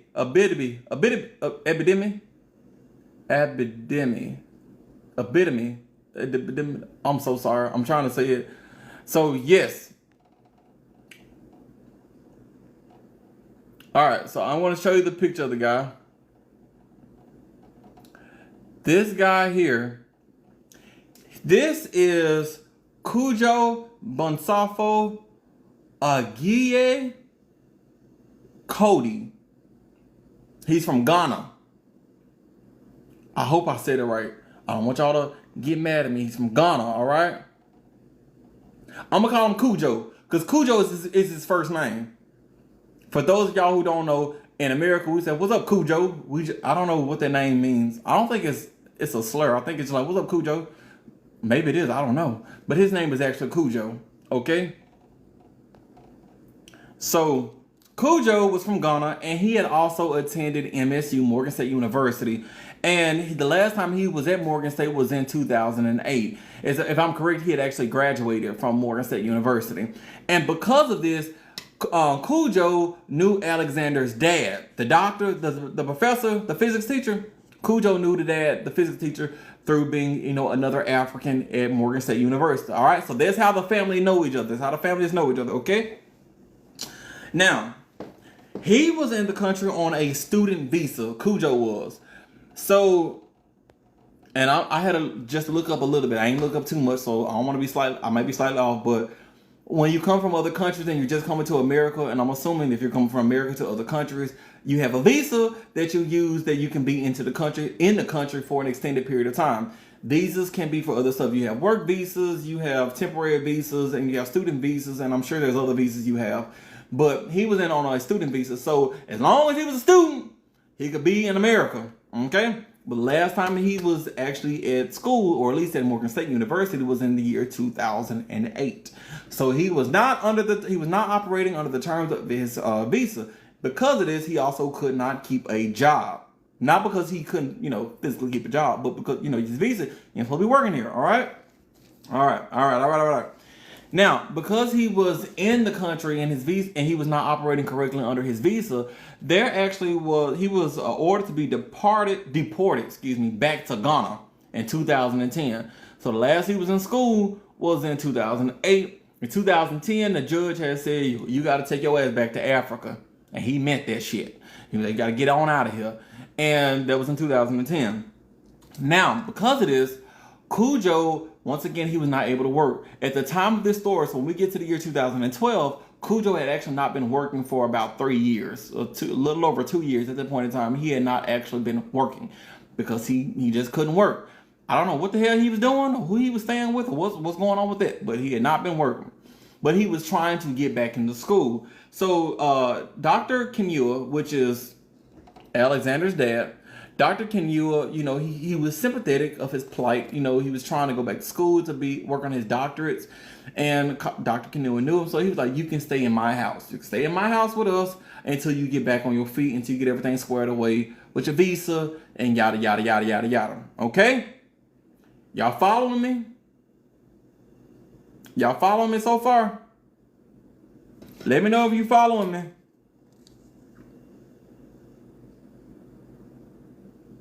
All right. Who said that? T said, what I missed. Let me hold your hand when I tell you this. Well, the second story you ain't missed too much, but you missed everything on the first story. Well, we still in the second story, though, so you can sit your ass down somewhere. We right here. We right here with you. Right here with you. All right? Don't worry, T. Like I said, we still got a little bit left on this story. So now, he was trying to get back into school so that he can work on his PhD and get his visa renewed, yada, yada, yada. So Dr. Kinyua had let him come stay with them. at the house with his family until he got back on his feet. At the time of the story, Cujo had actually only been at the house for about 6 weeks. He had actually been with them for only about 6 weeks. All right. Now, meanwhile, forehead over here, light bulb, because that head is big. Light bulb was being weird. Shit's getting weird over here. He had actually got kicked out of the ROTC, the program. Remember I told you he was part of the ROTC program? He had actually got kicked out of the ROTC program because this man had like a mental breakdown in school. And his mental breakdown, he punched holes in walls. He like boom, boom, boom. Y'all know how hard you gotta punch a hole in a wall? Now I know sheetrock is pretty fragile. And technically if you mad enough, you technically can punch a hole in a wall because it is pretty fragile. But what if there's a stud behind it? You know the look you gotta have to miss the stud? Cause they every 16 inches. I know I built this wall. This wall right here, I literally built with my own 2 Negro hands. Studs are 16 inches apart. That ain't nothing like this far. Imagine hitting one of them, okay? But he was punching holes in the wall in the computer lab at the ROTC lounge. So they were like, look, you got to get your crazy ass up out of here. And actually, the commander or the cadet or whatever, the person that was over him at this ROTC place at the computer lab had actually said that he is another, I think it was called Arkansas State. Was it Arkansas State? Whatever that, Maryland State, whatever that college that happened up there. He said he's a walking one ready to happen. I took personal offense. Black people don't get that we don't get that label often, okay? We get thugs. We get, unalivers, wife beaters. But a school pew-pewer? We don't get that one. I took offense. But that's what the man told him. He said, this nigga crazy. So,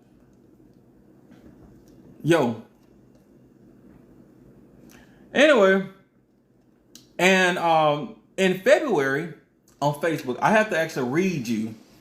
I have to read you this because when I read this, I said, why the hell ain't nobody said nothing? In February of 2012, he had posted this on Facebook. Y'all ready? This is what he posted on Facebook. Hear me out, butchers. Are you strong enough to endure ritual HBCU mass human sacrifices around the country and still be able to function as human beings? It's been all too tragic with the dual university pew-pew at Virginia Tech, and other past university unalivings across the country. Now for a twist. Ethnic cleansing is the policy, strategy, and tactics that will affect you directly or indirectly in the coming months. This is the brutal basis, an evil and terrifying method of this unaliving cults. Lydia, like you said, police. That's him, officer. Get him. Nobody said anything. He posted it on Facebook. Meanwhile, if I cuss my friend out on Facebook, I get suspended. But you can talk this type of crap and they don't find a problem? It's crazy. Crazy. But he posted it on Facebook. Nobody said anything. That was in February 2012. So let's move on down to May the 19th of 2012. This ain't even the big event. This happened right before the big event. On May the 19th, 2012, Alexander, he was at school. He was still at school at Massachusetts. What's the name of it? Morgan State University. I had to think about the name of it. I was about to say MSU, but we got an MSU down here in Mississippi. So I was like, I ain't gonna call it that. But he was at Morgan State University. He was at school. And him and his other dude had got into an argument, right? So the argument had got so bad. Y'all, who's here seen The Walking Dead? Who's seen The Walking Dead? Raise your hand. I want to see a hand raised. What them hand raised emojis? Thank you, Anna, for paying attention. Thank you, Shaquille. Thank you, Lydia. Thank you, Mia Honey. Thank you, Darlish Joe. Thank you, Onyx. I say, all right, I see him coming through. Great. Great, great, great. All right. So, in The Walking Dead, I don't know what season it was, but there was a certain episode that The Walking Dead lost a lot of viewers. You know, and I ain't got to tell you what it is, but you know exactly which episode it was. Who's going to tell me the right answer? Mia got it right. Shannon got it right. Jen got it right. Hey Jess got it right. Yes. So y'all remember the weapon that Negan had? What was the weapon that Negan had? What was the weapon that Negan had? I want you to describe it. What was it?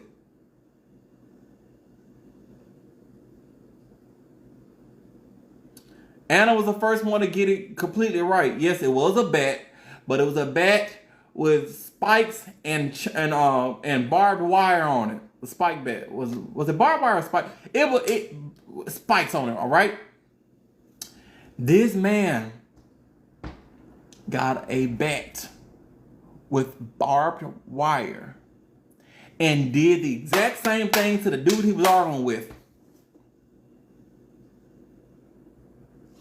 The exact same thing that Negan did. What? So the dude, from my understanding, he lived. He still lived, but he fractured the skull. Also, he lost sight in his right eye. So I think he hit him here. Wherever he hit him at, dude lost. Wham! Aja, yes, this is before the big event. Before the big event. This is just him crashing out. After he already posted a crash out post on Facebook that nobody did nothing about. He did this. Okay? So, Glenn lost sight also. Ooh, Shannon. Pretty eyes. Pretty eyes, you lost. Where I lose you at, Pretty eyes?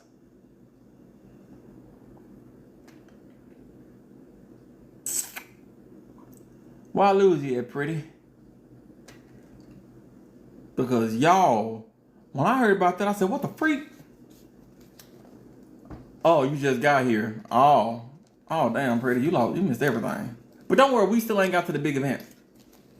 Tasha, his roommate, I don't know who this guy was. It was just some dude that he got into an altercation with up at Morgan State. It could have been, I don't know who this person was to him, honestly. I didn't even look and find out, but I just know he got into an altercation and he swung Lucille on him. So because of this, he was arrested. And also because of this, he was immediately kicked out of school. He was no longer a student there because they have a zero violence tolerance policy. You know, zero violence. So they kicked him out of school and they was like, you can't be a student here anymore. And cool. All right. Now he was arrested. He was arrested under and he was charged with first-degree assault and excessive endangerment of life. But the man didn't pass away. So his bail was set at $220,000. And it was paid. I don't know if his family got money. I don't know. But now, granted, I don't think it was the full 200. In America, for most bail, you have to pay only 10% to get up in there. But 10% of $220,000 is still $22,000. Who? Someone said his mom put the house up. Put what up for who? Let me actually tell you what his mom wrote on Facebook. So his mom wrote on Facebook, she said, our son, Alexander Kinyua, was arrested on Saturday, May the 19th, for being involved in a fight in his dormitory room at Morgan State University. So his dorm room, so maybe it was his roommate. The charge against him is first-degree assault and excessive endangerment of life. His bail has been set for US dollars, $220,000. In order to get him the best defense possible, we need to secure an attorney who will take his case and leave no stone unturned. Ma'am, some stones need to be turned over, because if somebody swung a bat, your life needs to be involved. Your life needs to be there. I don't. Somebody paid it. Lydia said, "Ma'am, he was the stone." You right. Somebody's asking, "Am I glitching? Am I glitching for y'all? Am I glitching?" No. All right. Cool. All right, let's keep going. All right. So, all right. So now let's get to the big event, or we're gonna get to a bigger part, and I'm actually gonna tell you what happened. I want to tell you what happened. Now, the dates on this was slightly off. So I found it was like 3 different dates, definitely 2 different dates, but I think I got the dates correct. I went through a couple of official news sources to make sure I got the dates right. So I think these are the correct dates, okay? So follow with me. On Tuesday, May the 29th, 2012, Alexander actually had a little brother. His name was unnamed because he's in high school. He's a minor. I'm assuming that's why I couldn't find his boy's name nowhere. So Little Kinyua, I'm gonna call him Little. Little Kinyua was at home. He was minding his business, and he was doing laundry. So he went down to the basement where the washer and dryer was. When he got down there, he noticed something was off. Okay? So he was a little off because there's a lot that has been going on. One, their house guest, Cujo, had been missing for a while now. Last anyone has seen Cujo had went for a walk. Oh no, he went for a jog. So he put on his clothes, his exercising clothes. He got his earpiece, whatever he did, got his phone, and he went for a jog. That was about 6 days prior to. So nobody's been able to find Cujo. They don't know where Cujo is at this point in time. Now, because of Cujo's been missing at this point, the dad, Dr. Kinyua, the physics professor, had filed a missing report on Cujo. Filed a missing report on him, okay? He filed a report on him, if I'm correct, I think the prior Friday, he filed a report on him. So everybody's kind of on edge because they don't know where this man is. Now keep in mind, he's also in the middle of a visa battle with the United States government because he was on here for a student visa and he's not technically in school. Did he run away? Is he staying with somebody? We don't know. But the dad filed a missing person report on Cujo. So now the brother is downstairs and, all this stuff is going through his mind. And he's a little on edge, but, whatever. He's down there doing his laundry. And while he's down there, something seemed a little off. I'm not sure exactly what it was that was a little off, but something was off. And while he's doing his laundry, he noticed there was some trash bins, there was some metal bins that were down in the basement that was covered with a sheet. And so he's kind of like,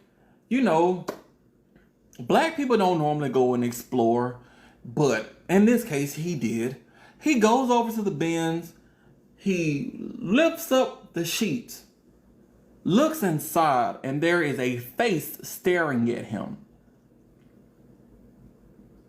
There is a head staring at him inside of the bin. So Little Kinyua, he's like, whoa, what the fuck, bro? He looks in the other bin. Hands. Spirit fingers. They're all in the bin. So he's like, what? The dude starts freaking out. So the first person he goes to is his big brother. He goes to his big brother, Alexander. He's like, Alexander, come here. You need to come see this. So Alexander comes downstairs with his bald head. And he goes down and Little Kinyua shows him in his bin. He's like, look in the bin. So Alexander goes up to the bin and he's looking inside and he sees the head and he sees the hands. And the little brother is like, that's a head. And Alexander looks at it and he goes, no, that's not a human. You don't know what you're talking about. You're freaking out. These aren't even a human. This is an animal. This is an animal head. He told the little boy that they were not human. And so the little boy is like, okay, you being weird as fuck. So the boy ran upstairs to go get Dr. Kinyua. Dr. Kinyua runs downstairs back with the little boy. So they running back down to the basement because the little boy's like, no, there's a head in the basket. We gotta go figure out where the head coming from. What's going on? So the doctor runs down with the boy. And by the time they get down there, the head and the hands are gone. Vanished. The head and the hands are gone. And put his face back up here. The head and the hands are gone. He's down there cleaning out the bin where they were found, and cleaning them out. And so the dad gets down there. He's like, yo, son. Hold on, put this picture down, because y'all gotta get the real picture. He's like, yo, son. Where the hell the hands at, bruh? Where the head at, bro? And he's sitting there telling his dad, he didn't see a head in here. There's nothing going on. There is no war in Ba Sing Se. You know, he's like, I don't know what you're talking about. He don't know what he saw. So now the dad, he's like, oh, you got me fucked. So the dad, I saw reports said the brother called, the little brother called, and then some reports said the dad called. I think it's more than likely just based off, I think the dad was arguing with Alexander while the brother called the police. But in either case, one of the two called the police. All right. Most official reports said the dad called, but once again, I think it's the little brother, but I'm gonna go by the most official. Said the dad called and was like, look. As a matter of fact, one of the reports that I found said the dad called the detective from the missing person report. Remember, he had filed a missing person report on Cujo, so he had the detective number. He called that officer and told him he found a head in the bin in his basement, and so that may be the truth. Once again, there's a lot of different interpretations of what happened, but somebody called the police. The police show up. Oh, shoot. My bad. The police show up, and when the police get there, they go down to Cujo, and they're like, hey, where's the head at, bro? And Cujo was like, I don't know. I ain't seen no head. I still think he's lying. So the police, they asked for permission, of course, because you can't just walk to somebody's house no matter what. Well, you can, but whatever. So the police asked for permission, and the Dr. Kinyua actually gives the police permission to come and search, and they find the head and the hands. They find them on the main level of the house. So when the brother ran upstairs to get the dad, Alexander got the head and the hands and hit him. He was playing Where's Waldo, playing hide and seek or something. But he hit him on the main floor and then ran back downstairs to try to clean the basket out. The ending is still gonna piss you off, okay? So now they know, bro, we found the head and the hands. What's going on here? So then he was like, oh, fine, you got me. And so he was like, okay, where's the rest of them? And he's like, come on, I'll tell you. So he leads the police about a mile down the road to a Baptist church. There was a dumpster at a church. He points to the dumpster, tells him that's where he left it. But y'all know it's been like 6 days. And the trash man ain't come pick it up? Because the body was still there. The rest of the remains were still there. But they noticed something really strange about the remains, y'all. They noticed the remains. First off, he was separated. He was opened up. Y'all, we had 150,000 likes. Thank you, Notoria. We should have been at 200,000 likes. I've been too nice with y'all. But let's keep going. So the chest cavity was opened up. And they noticed that some of the internal organs were missing. So they go back to Lightbulb over there like, yo, dude. Hey, yo, Twist. what's going on with his insides? So he actually, he actually confessed that he opened him up, took out the heart, and ate it. He ate the man's heart. I don't feel like this lighting does this justice. I think red is better. He ate the man's heart. And then it was like, okay. They looked back at the skull and they noticed that the skull was also cracked open and the portions of his brain was missing. They said, yo, what a brain there, bruh. He ate it. He ate it. He wanted brain, and not in the good way. He ate it.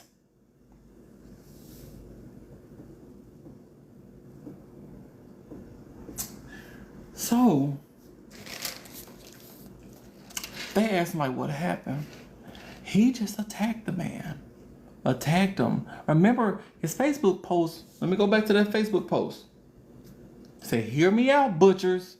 Are you strong enough to endure ritual HBCU mass human sacrifices around the country and still be able to function as human beings? Was it voodoo? I mean, they're from Kenya. Maybe there was some other, I don't know. It doesn't seem like the rest of the family would have been, they probably would have knew something about it. Thank you, Sonia, for that goat. I love goats. Goat meat. As a matter of fact, I think I might eat a gyro later on. But yeah. So, yeah, y'all. Crazy. So, like I told you, he went for a jog and some way, shape, or form, he got up to him and did it. So they did this mental evaluation. Whenever there's like really heinous crimes that happen here in America, at least here in America, I can't speak for everywhere else, but certain heinous crimes, they do a mental evaluation to see what's wrong with you. If there's something wrong with you, were you competent? Why did you do it? So they did it on him, y'all. And then they realized that they diagnosed him because it's like, oh yeah, this nigga crazy. He was diagnosed as a paranoid schizophrenic. They, and this was by the people, the psychologists or whatever. They were like, yeah, this nigga out of his mind. Like, he crazy. And so because he was diagnosed with paranoid schizophrenic, they held up on the trial for a little bit until they were able to get him where he was mentally competent to stand trial. So they had him on a lot of different medicines. They had a lot of different medicines that he was on. When he finally was so, I don't want to say the D word, so full of medicines, and he was kind of like almost zombie-like. But when they found out, okay, he's competent to stand trial, but they still deemed that at the time of the event, he was incompetent. I don't buy it. I'm not going to lie to you. I don't buy it because he knew to hide it, although he didn't get rid of it. Because honestly, had he just gotten rid of it, he probably would have gotten away with it. But because he left it in there for 6 days or for however many days, so maybe he wasn't, but he knew to hide it. Also, he knew to lie about it after they confronted him and asked him, like, hey, what's in the bed? And he was like, oh, that's not a human. He was trying to lie about it. Also, after it was found, after he hit it the first time and it was found that first time, when his brother left, he knew to hide it again. He took that head in the hands and tried to hide it again on the second floor. He knew it was wrong. Oh, thank you for that hat. No cap. He knew it was wrong because if you actually are crazy, you wouldn't even think to hide it. At least that's what psychologists say. I ain't never been crazy. I don't think I'm crazy. I talk to myself all the time as like a second person. And I do it proudly, but I know I'm talking to myself. They said if you don't know you're talking to yourself, that's when you crazy. So he knew what he was doing was wrong. He wasn't crazy, not in my opinion. But because they deemed him mentally incompetent at the time of the event, when he went to trial, they said that he cannot be sentenced for unaliving for it. Not in the traditional sense. So he will never do jail time. They did put him in a state mental hospital, and he will remain at the hospital for the rest of his life until he is deemed not a danger to society. So there's a chance he can get out, y'all. There's a chance he can get out. And now I'm not entirely sure of when this particular picture was taken. If you Google him, this is the majority of the pictures that'll pop up. But y'all, he was only like 21, 22 at the time of this. He's possibly 21, 22 years old in this picture. He looks rough. Looks rough. But yeah, he'll never do a day in jail for what he did. He'll never do a day in jail.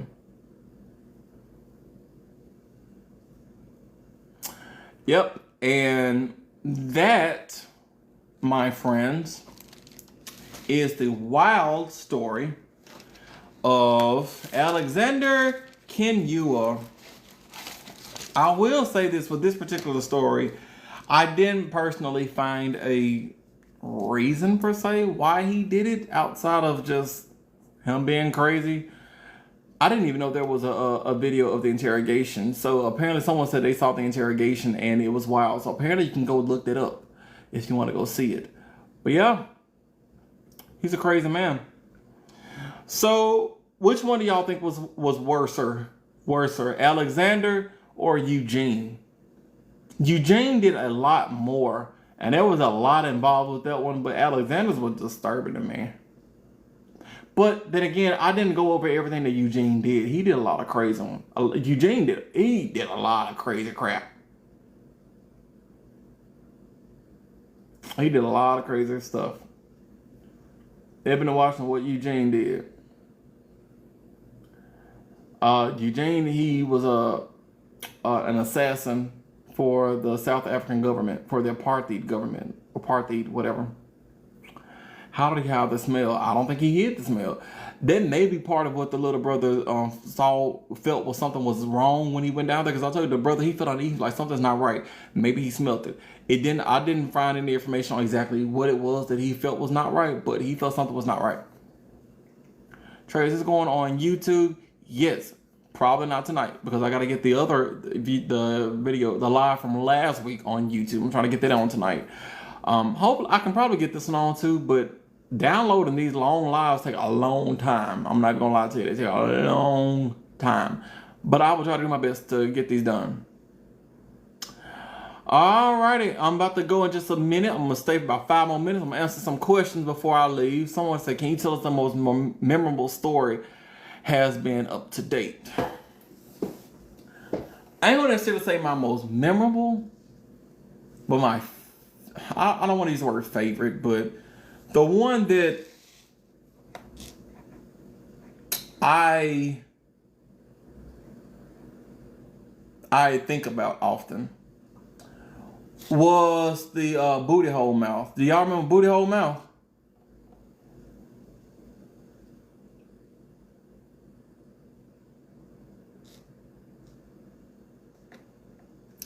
Booty hole mouth was one of my favorites. Y'all, so I'm saying people say they don't remember Booty Hole Mouth. Booty Hole Mouth, he's on my TikTok. Go to my TikTok, scroll down a little bit. It's been a while. I think I did him like a year ago. But I haven't actually done too much in this last year, so it probably won't be too hard to find him. But Booty Hole Mouth was one of my most entertaining, for me personally, entertaining. But I've done it quite a bit. I have fun doing these things. And yeah. He's one of them. I do want to do, which I had going at one time, but I kind of put on the back burner. I want to go over celebrities, and not just, and when I do celebrities, it'll be inspired by celebrities. So people that do things in the name of XYZ. and also things about celebrities that we just didn't know, like Snoop Doggy Dogg. Did y'all know that he beat a case? OJ Simpson. I actually did an OJ one time, but I took it down because I didn't say allegedly, because according to the law, he's innocent. And if you just say he did some, I ain't want to get no defamatory on me. I don't want to be like that lady that Cardi B sued, because they ain't getting no money out of me. I ain't got no money. So I want to redo OJ. There are a few other people. I heard a rumor. I don't know if it's true, but I heard a rumor that Hillary Clinton ran over somebody, and also Halle Berry ran over somebody and killed people before, and unalived people before. I don't know. But I thought, I would look into it and see if those are actually true. Brandy. You know, I really heard Brandy for the first time. Really, I mean, I always know she could sing, but she's never just been somebody to listen to. Caitlyn Jenner allegedly did too. God dog, how did people not know how to drive? But yeah, I want to do stuff, and also some of these rappers that are in jail right now for stuff like, what is that? The rapper that's always in a dress. I can't think of his name right now. Young Thug. I want to do him. The other one, Diddy. Oh gosh. Oh man, I really should talk about Diddy, huh? I really should talk about Diddy. I really should talk about him. Someone asked me a while ago to talk about Diddy, and I was like, and this is when when all the allegations first came about Diddy. I don't know. 8-part with Diddy. Y'all know I'm not into doing multiple parts. If I do Diddy, we're gonna do Diddy at one time. If I talk about Diddy, we're gonna talk about all of Diddy at one time.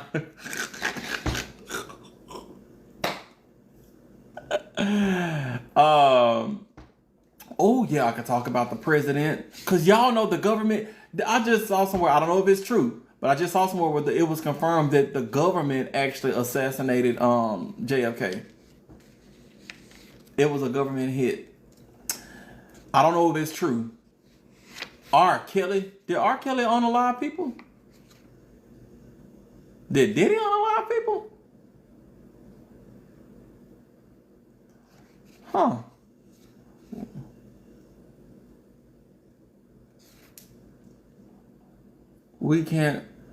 Some things remain. Why can't some things remain a secret? We don't need to know everything. Maybe. Also, there's a rumor that I need to look into Jay-Z and also Will Smith, because I heard that they were entangled in some other stuff. I don't know. But yeah, not too much on R. Kelly. Now look, R. Kelly did some terrible things, but I'm still gonna listen to some of his music. I'm sorry. As a matter of fact, yesterday. Oh, crap! Assalamualaikum. Hello. What did I do? What? Oh gosh! That's Hey man. Surya. Hey, thank you. Can you? Oh. Hey man. Yes. How are you? Are you? Oh gosh. Can you decline? I don't know. No. Can you get off this? I'm sorry. Yeah. Can you exit off Yes. this? Yes. Yes. Follow. No. Off. Turn it off. Follow. No. I don't want to. Yeah. Syria. I don't even know what this is, man. Hey, well, y'all, this has been fun. How do you? Someone said you got disconnected. I don't even know how to do it. All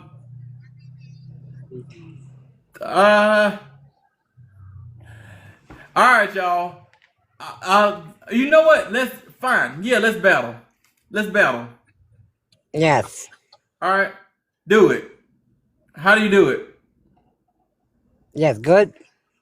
Let's battle. Let's do it. How do we send a request?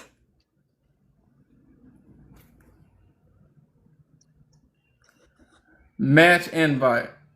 Accept. Fine. Let's do this. What are we Shukran. Thank you doing? so much. You're welcome. What are we doing? Shukran. Thank you. Yeah. Somebody said he knows that one. There should be a. Ah! Hari Sati. One. Oh gosh. Alright. Well, you guys, it's been fun. And I don't know how to do anything around here. There is no button here to get this off my screen. You'll disconnect credits, you allow with guests. There's no button here. Wala pala takay. Tap sila. I don't know. Alright, y'all. Y'all have fun. It's been nice meeting you. I'm hungry. I gotta eat. Top right, maybe. I don't know. I gotta go. Peace out. Tap sila.